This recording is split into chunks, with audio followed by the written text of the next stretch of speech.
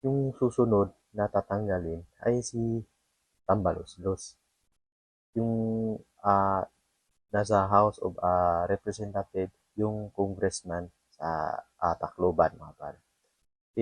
Narinig ko yan mga pa sa social media, sa ibang mga martis-marites sa labas na tatanggalin daw si Martin Romualdez. So what's up mga par? And magandang araw sa ating lahat. Nandito naman tayo ulit mga par and may pag-usapan tayo ngayon. Dahil tinanggal na bilang membro ng House of Representative si Saldico, mga par. Alam naman siguro ninyo mga par yung Saldico. Siya yung binanggit ni BP Sara at yung isa yun yung si Tambaloslos na si Martin Romualdez, mga par. Sila yung dalawa ang binanggit ng ating BP Presidente na sila yung dalawa ang may hawak sa budget ng ating bansa. So ngayon mga par, tinanggal na si Saldico ni Marcos, mga par. So ngayon, may balita sa labas na narinig ko mga par, um, yung susunod na tatanggalin ay si Tambaloslos, yung ah, nasa House of Representative, yung congressman sa Tacloban, mga par.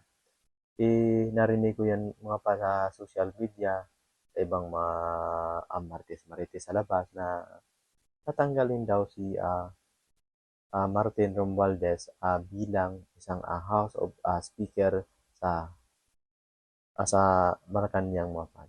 So, ngayon mga par ay simula ng nagwatak-watak yung grupo nila kasi mga par, hindi siguro nila masyadong nahati-hati yung pera na ninakaw nila galing sa kaban ng gobyerno.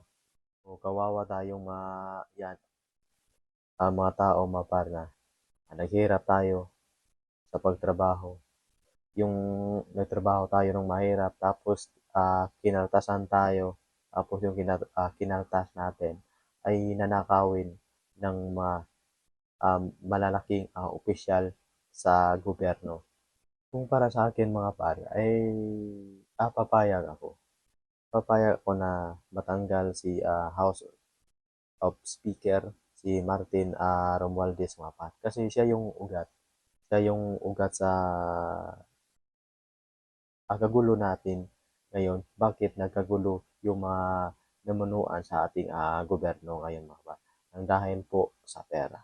Kasi gusto niya na nanakawin nila lahat yung pera ng mga tao na naghirap.